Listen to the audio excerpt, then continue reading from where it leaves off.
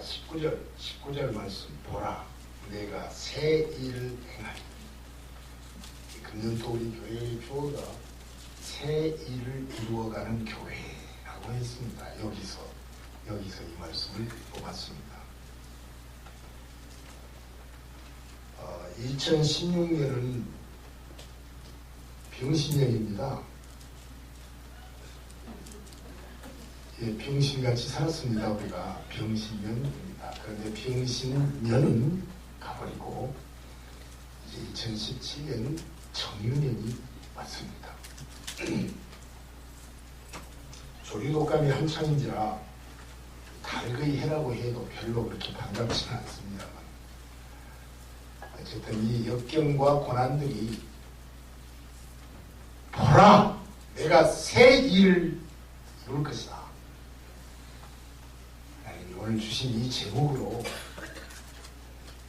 우리에게 멋지고 아름다운 새나라와 수준 높은 민주 시민의 그런 성숙한 모습과 우리 소시민들이 열심히 땀 흘리면 성공할 수 있는 이런 멋진 사회가 이루어져가는 그 길목을 우리 하나님께서 반드시 이루어 주실 것을 소망합니다.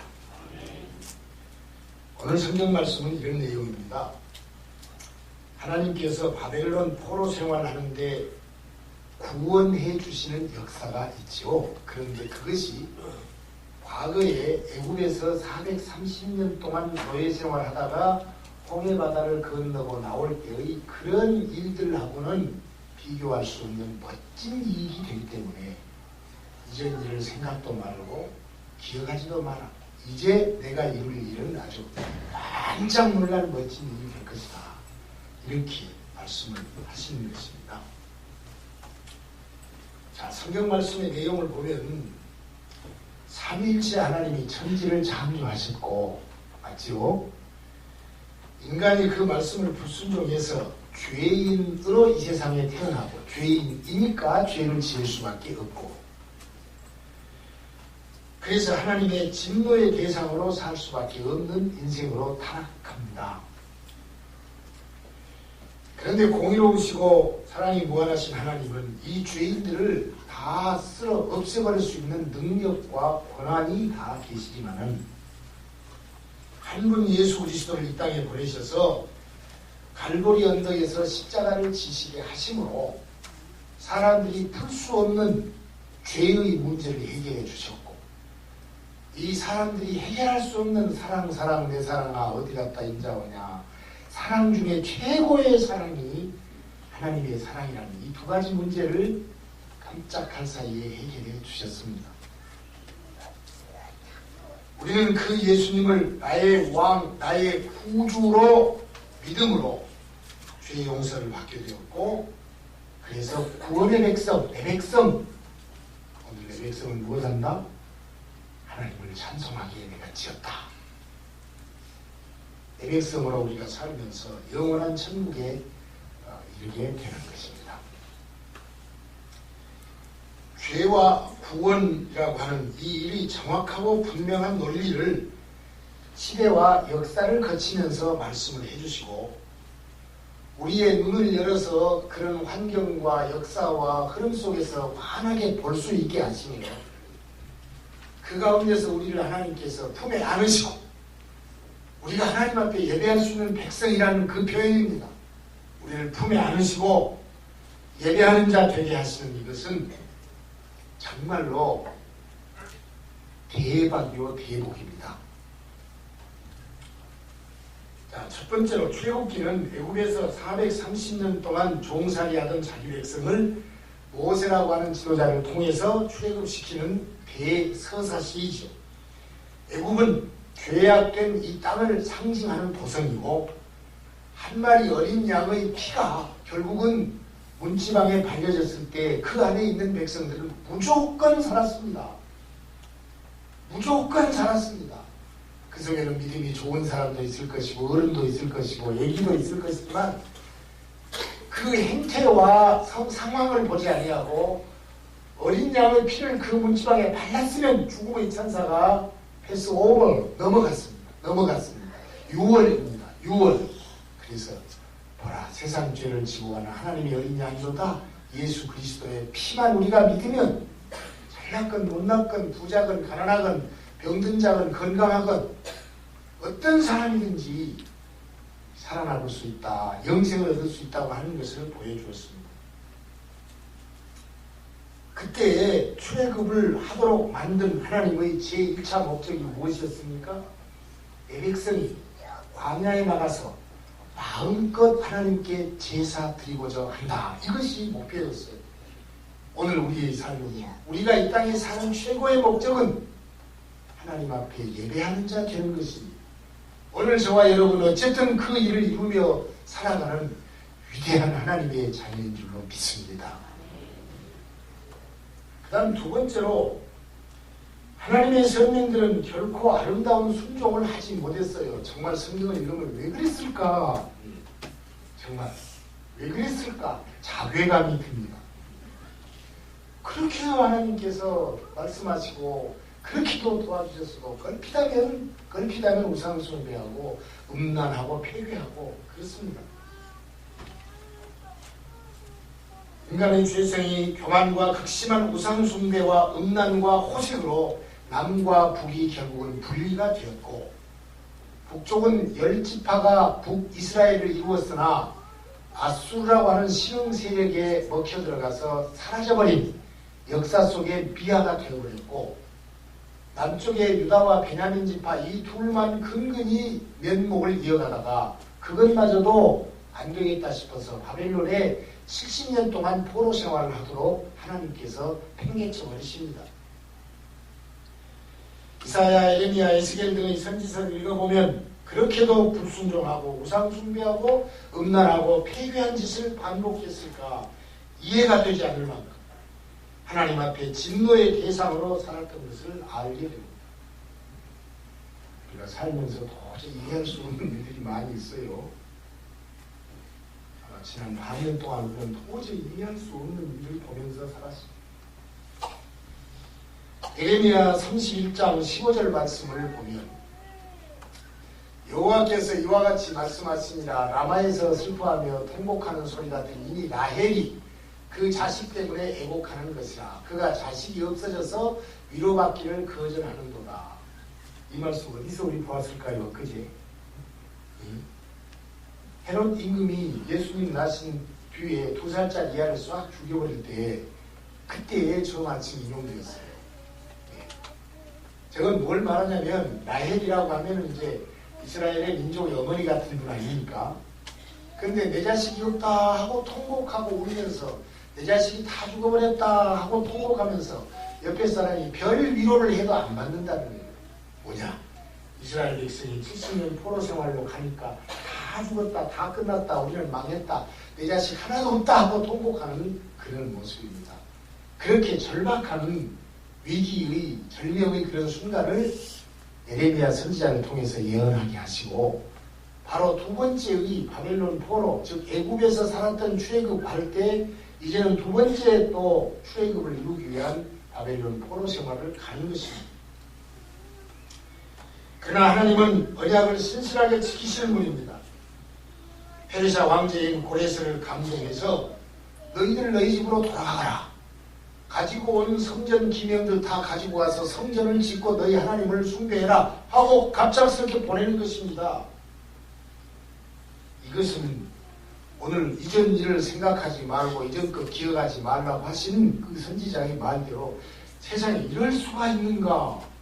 그 이전에는 바로왕 앞에 가서 아론과 또 모세가 이 말 저 말 하면서 고통받고 10가지 재앙도 있고 했지만 이번에는 느닷없이 이스라엘 백성들 다 돌아가거라. 이렇게 세계적인 그 황제를 통해서 명령을 하신다는 말씀입니다. 그렇다면 430년의 출애굽 사건과 70년 동안 있었던 바벨론에서 회복되어서 갑작스럽게 이스라엘 예루살렘으로 가서 제2성전을 짓고 하나님을 경외하며 예배할 수 있도록 해놓으셨던 이 역사적인 사실은 우리들에게 시청각 교육으로 분명히 보여주시면서 제3의 출애굽을 말하고 있는 것입니다. 제3의 출애굽은 무엇입니까? 예수 그리스도로 말미암아 죄악된 이 땅에서 영원한 하늘나라로 가는 바로 그것이 우리들에게 있어서는 궁극적인 출애굽이요, 성경학자들이 비유컨대 1차, 2차, 3차의 출애굽을 이렇게 말씀을 하신 것입니다. 자, 오늘 본문을 중심으로 해서 한 번 더 깊이 들어가 보겠습니다. 새로운 역사라고 하는 것은 고레스 황제를 통해서 바벨론 제국을 멸망시키고 선민 이스라엘을 해방시키는 구원 사건입니다. 자, 아수르가 지배하다가 애굽에서 아수르로, 아수르에서 바벨론으로, 바벨론에서 메데 바사로, 바사는 지금 이란이에요, 페르시아. 그 이란에서 그 다음에는 헬라, 그리스 헬라의 알렉산더로, 그리고 그 헬라 다음에는 로마 대제국이 있었던 이런 그 유럽 지방의 역사의 순회를 하나님은 빈틈없이 계획하시면서 기독교의 흥망성쇠를 이렇게 자리 잡게 했습니다. 14절 말씀 보면 너희의 구속자요 이스라엘의 거룩한 여호와가 말하노라. 너희를 위하여 내가 바벨론에 사람을 보내어 모든 갈대아 사람에게 자기들이 연락하던 배를 타고 도망하여 내려가게 하리라. 다 죽고 다 망하고 그리고 자기 백성을 세우는 것입니다. 15절부터 18절을 보면 이 사건을 과거 출애굽 사건과는 비할 수 없는 새로운 하나님의 구원 역사로 묘사합니다. 이전에 있는 생각도 마라. 그까지가 다 아무것도 아니다. 그보다 훨씬 더 큰 것을 너에게 깜짝 놀랄 것을 준다. 그러면서 19절부터 21절까지 보면 광야에 길을 내고 사막에 강들이 생겨나게 하고 들짐승들이 목마름을 해소하며 택한 백성들이 구원의 벅찬 감격으로 여호와를 찬양하는 새로운 시대가 도래할 것을 이렇게 세상 끝날의 궁극적인 구원 사건과 연결시키면서 우리에게 소망을 주고 있습니다. 그렇습니다. 하나님의 택한 백성들이 마지막으로 얻게 될 구원은 이처럼 엄청나고 놀라운 것입니다.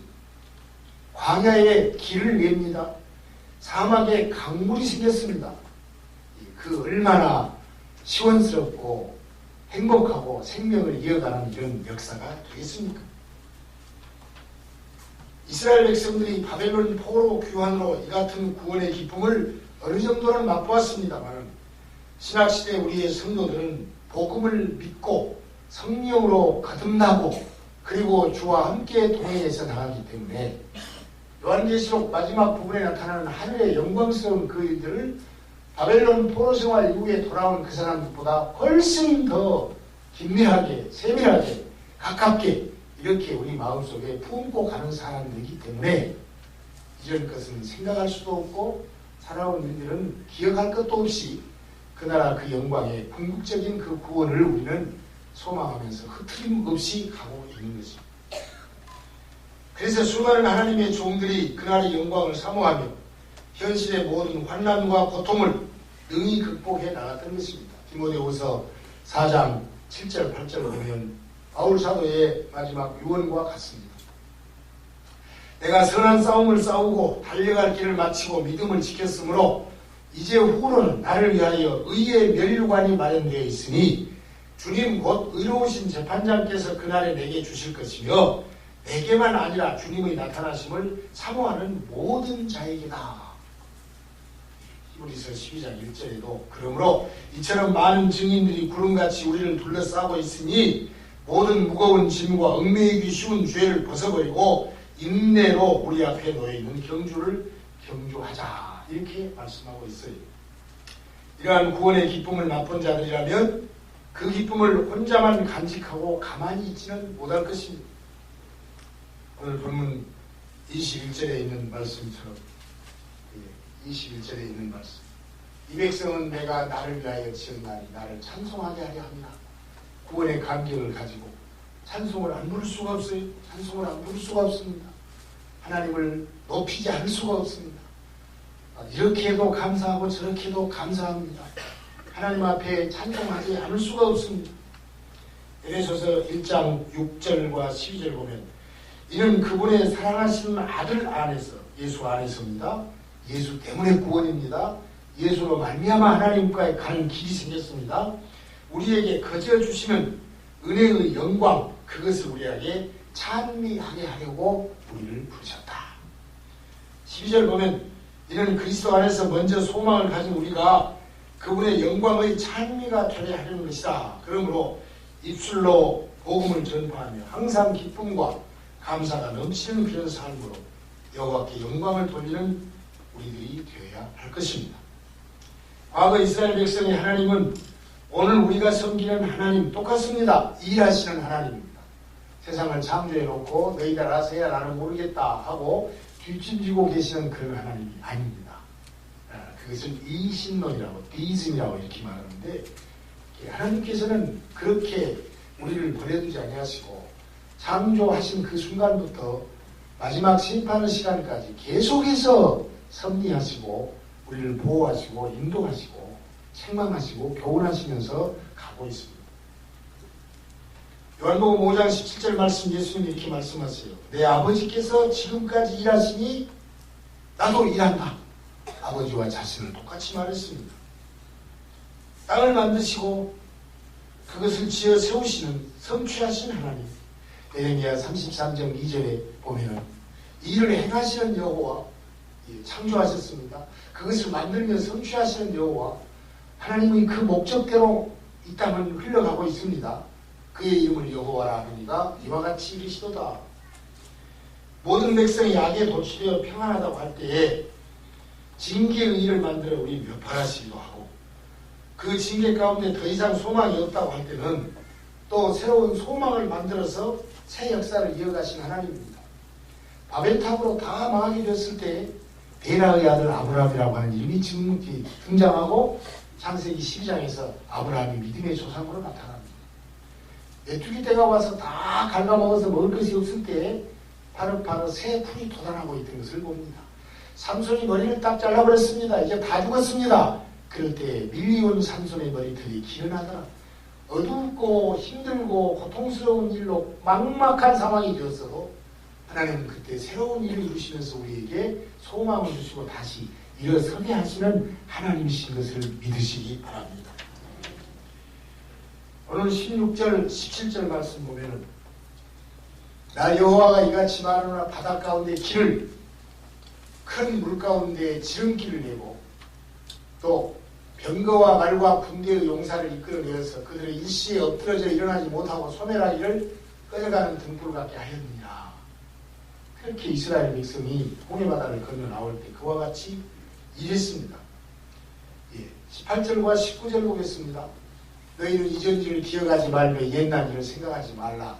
이것은 조금 좀 이상하게 보입니다만은 새로운 일을 너무너무 귀하고 재밌고 좋은 것으로 만들려고 하니까 이전 일은 생각하지 마라. 뒤에 여러분 10,000원짜리 100장을 한장 씌웠는데 그 다음 날은 50,000원짜리가 100장이 이게 좀 유치한 비유인가? 50,000원짜리 100장 세는 것이 훨씬 재밌지 않겠어요?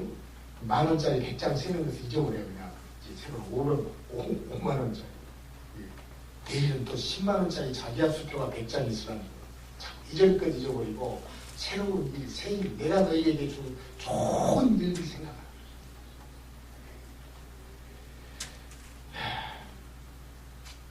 바다 가운데 길을 냅니다. 광야 가운데 시온의 대로를 냅니다. 사막에 강물을 낸다고 했습니다. 목마름이 없을 것입니다. 그 사막 모래바탕에서 물이 졸졸졸졸 시냇물 흐르는 소리가 나고 오아시스가 앞에 나타난다면 얼마나 좋겠습니까? 오늘 저와 여러분의 삶 가운데 새로운 모습으로 재현될 수 있는 그런 살아있는 사건인 것을 새로운 일을 하시는 하나님이다 하는 이 제목 속에서 우리는 얻어내야 합니다. 20절 21절 보겠습니다. 장차 들짐승 곧 승냥이와 타조로사를 존경할 것은 내가 광야의 물을 사막의 강들을 내어 내 백성 내가 택한 자에게 마시게 할 것이다. 그 길을 내고 샘물을 내는 것은 누구를 위한 것인가? 자신이 아주 요술쟁이와 같은 그런 권능을 자랑치기 위해서 하는 것인가? 아니다. 내 백성이 먹고 내 백성이 길을 갈 수 있도록 하는 것이다. 저와 여러분이 아름다운 삶을 한 걸음 한 걸음 갈 수 있도록 고단할 때마다 그 하나님의 생수의 강에서 은혜의 강수에서 헤엄치면서 갈 수 있도록 내 백성 내 교인들 내 사람들을 위해서 내가 새로운 일을 앞으로 해줄 것이다. 믿으십니까? 21절 봅니다. 이 백성은 내가 나를 위하여 지은 나를 찬송하게 하려 합니다. 찬송은 그냥 노래자랑이 아닙니다.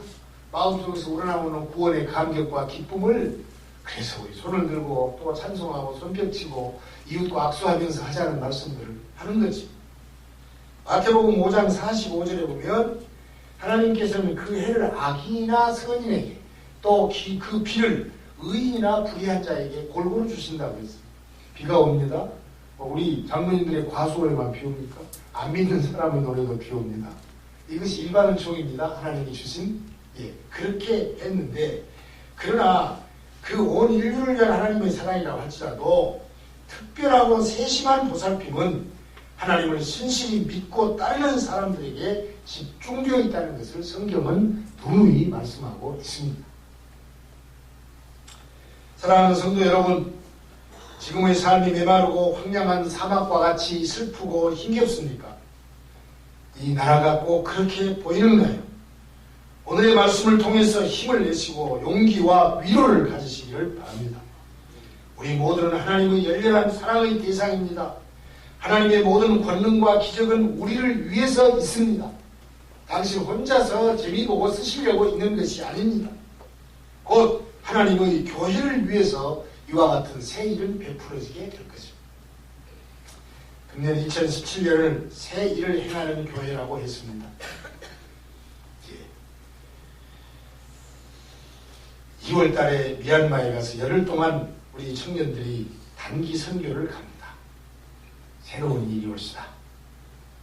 11일에는 조영천 목사가 와서 설교하고 12일에는 재직 세미나를 하는데 광주 숭일중고등학교의 교장을 하셨던 서현기 장로님이 오셔서 하신다고 거기 봐에 안 나와 있어요. 쓴 다음에 제 연합회에서 연락을 해서 오늘 아침 강요해서 허락을 했습니다. 여러분, 11월 달 마지막 되면은 교회와 헌법에 의한 제가 정년 퇴임을 하게 됩니다. 우리 교회에서 한 번도 정년을 맞추신 목사님이 없습니다. 110년 되었으면 한 20년쯤 계셔서 원로 목사는 한 분쯤 있어야 하는데 그것도 없습니다. 그럴 여건이죠. 참 어중중합니다. 내가 지금 그 나이가 좀 맞다가면 20년까지 있고 싶은데 그러기 이전에는 거쳐서 가시고 이렇게 하고 우리 고재동 목사님 그렇게 훌륭해도 큰 교회 있게 그냥 가버렸어요. 거기서 20년 하셨어요. 모두들 다 그런 상황들이었던 거 생각하면 우리가 참 어중중한 이런 지점에 있어서 그런 일도 하나도 못했습니다. 그러나 어쨌든 간에 저는 법과 원칙에 따라서 정년을 지킬 것입니다. 그런데 그때의 정년에도 재밌게 하고 싶어요. 미국에 있는 우리 아들 오라고 해서 설교시킬 거예요. 이 동네 사람들 놔두고 설교시킬 거예요. 또 내가 물러나면 내 후임자는 이 사람 저 사람 와서 설교하고 투표하고 하지 아니하고 멋진 인물을 우리들이 공립해서 이쁘게 또 그 마감을 또 하실 겁니다. 이런 일들도 한국 교회에서 할 수 있는 일들이 아닙니다. 모두들 복잡합니다. 우리가 하나님이 주시는 이 새 일을 행할 것입니다. 여러분, 전국 교회가 본받을 만한 일을 우리는 하고 싶습니다. 이것은 기도하면 이루어집니다. 권사와 안수집사도 몇 분 임직하고 싶습니다. 즐거운 잔치를 하고 싶어요.